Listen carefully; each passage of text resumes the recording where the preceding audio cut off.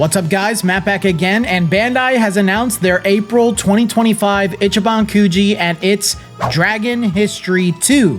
Before we dive into the video, please remember to subscribe and hit the bell, like the video, comment your thoughts down below for us to discuss, follow me on my socials, and consider becoming a YouTube member to enter into our monthly giveaways and Discord server so our community can help you on your Dragon Ball figure collecting journey.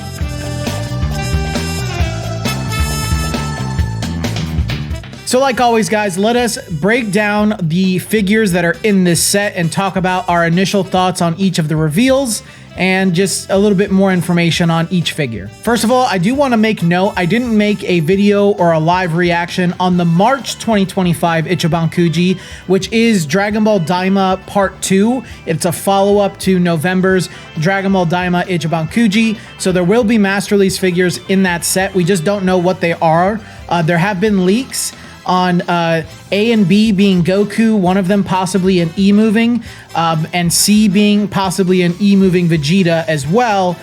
Plus, the last one prize is supposed to be a big figure, so maybe it's the Daima Dragon, who knows? But I guess we're gonna find out just what's in that set in, I don't know, maybe a month or so. But enough about March, let us talk about April, my birthday month, and something that I kind of expected to happen this year is Bandai is once again sharing the Masterlies love with other Ichiban Kuji for other anime, and, you know, doing some variety for Dragon Ball. So they did a follow-up to Dragon History 2. I kind of liked Dragon History, at least half of it. The Goku and Vegeta and the Goku and Piccolo are both very good figures, in my opinion. The Goku and Bulma, not so much, and the Goku and Frieza, meh. But I think this is an overall big improvement and it has a lot more variety. So let's talk about each one, starting with Prize A. Prize A is Kid Goku doing the, I don't know what you want to call this, Uzaru Fist. I don't think there's really an official name for this move. It is the moment when Goku, he only has one workable arm left when fighting Piccolo, and he, you know, shoots a Kamehameha with one arm at his feet in order to fly towards him and punch him through the chest. You see an Uzaru behind him and everything. So that's pretty cool. My biggest issue with this is that there's already a GX Materia figure that Varuk did, and it looks very good.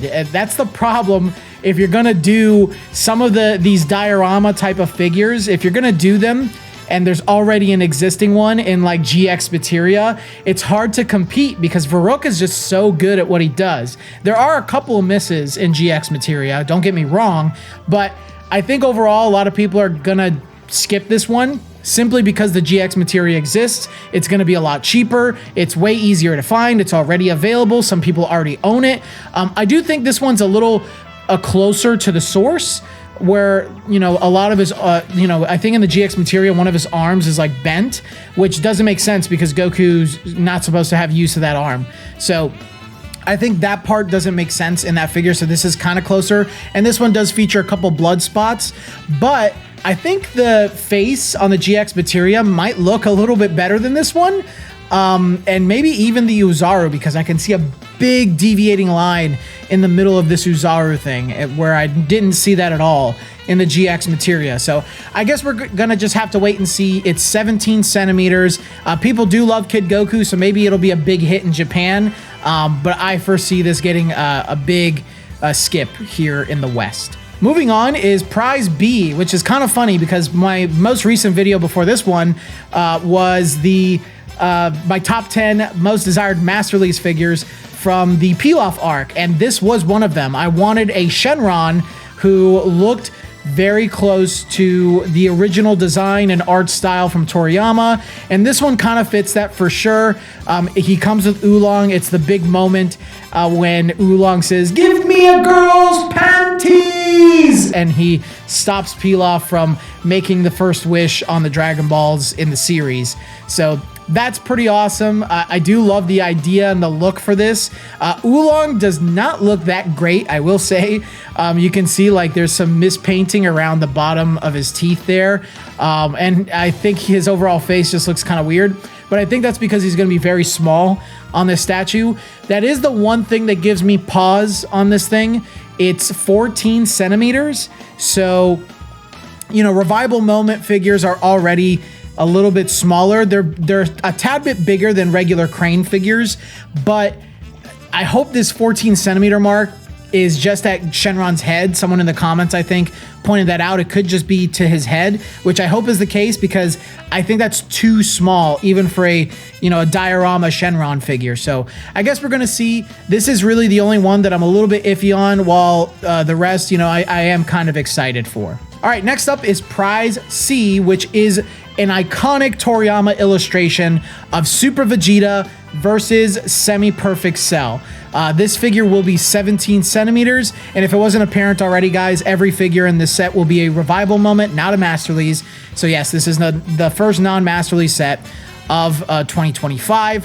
But yeah, it is the iconic shot where Vegeta is just pile driving his foot into Cell's stomach. That doesn't make any sense what I just said, but he's kicking him straight in the stomach, and Cell's just having a bad time. There are some things about this that I like, and there are some things that I'm not really sure about. Some of the things that I do like is that Cell's spots are sculpted in instead of painted on. I think that does look cool. You can see lots of texturing on Cell's crown, like on the inner black parts of it. I like the sculpt and design of both of these figures. I will say, though, that Vegeta does look a little too small. He's supposed to be Super Vegeta, so he should be a little buffer. I think especially if you compare this to the actual manga illustration, I'll cut away to that right now. They could have made Vegeta a little bit bulkier, but I don't think it's a deal breaker per se. I guess maybe it's because I don't take these as seriously as MASTERLISE, but yeah, it is a little disappointing that Vegeta looks like he's just like Super Saiyan instead of Super Saiyan Grade 2. I do like the shading in Vegeta's hair, though. The yellows that go into like whites at the tip, that's a really nice touch. It doesn't look like Cell has any shading, though. I don't know why they do this to Semi-Perfect Cell. This is the second time they've done that. The MASTERLISE didn't have any shading either, so I really wish that they wouldn't do that for any Ichiban Kuji figures, but it is what it is. I guess we'll have to see what this is like in person, but I do think this is a lot better than the Prize C from this year's Dragon History, Goku biting Frieza's tail, but we'll see when it gets here. All right, Prize D is Gotenks with the Super Ghosts. I really like this one. I think it looks very cool. I think Gotenks has been crafted very, very well. Again, they're doing that same like shading style for his hair with the yellow to the white tips. I love the like little line work and the details. You can even see like some line work on his chest. And the shading looks really nicely applied based on the picture. Gotenks' face looks very nice. And I just kind of like the reference in general where, all the ghosts are lining up. They're doing, making sure their arms wide apart so they don't explode on each other. And I think these are just going to look really cool in person. I'm very curious how they're going to make the ghosts look in person. I'm assuming there's going to be like a little stick that goes up their butts or something like that. That remains to be seen, so I guess we're going to just see when it comes out in person, but I do really like this one. I think it might be like my second favorite from this whole thing, believe it or not.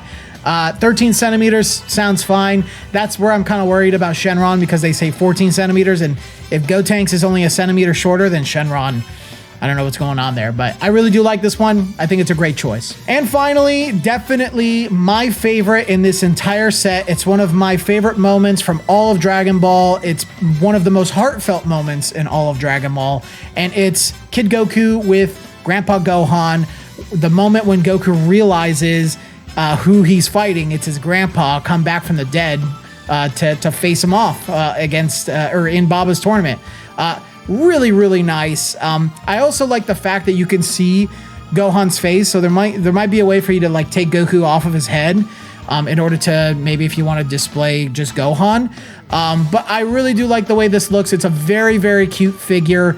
Goku's even crying on it, and the way that his face looks is just so nice. So I think this is a wonderful last one prize, and I'm sure there will be some type of Ichiban show for a majority of these. If not, this is the one that I would definitely import if it doesn't come to the States. But I really like this. I think it's a must-have for sure, whether you like, Masterlies or not, I think this is just a great figure to pick up. All right, guys, so those are my thoughts. April 2025. What do you guys think about this Ichiban Kuji? I would love to know your thoughts. Let me know which ones you're picking up, if you're going to pick up any of these. And yeah, don't forget that I will be reviewing these and giving this Ichiban Kuji away come April 2025. Guys, thanks for watching today's video. If you made it this far in the video, then please leave a like, subscribe to the channel if you haven't already. And if you want to go even further beyond in supporting the channel, consider becoming a YouTube member. It starts at $3 and gives you permanent access to our growing Discord community full of awesome Dragon Ball collectors and enthusiasts just like you. And if you want to take part in our regular monthly giveaway, we give away Crane figures, Ichiban Kuji figures, and an entire Ichiban Kuji set every single month to our $10, $15, and $20 members. But I think that's all I got for you guys today. So until the next video, I will see you all later.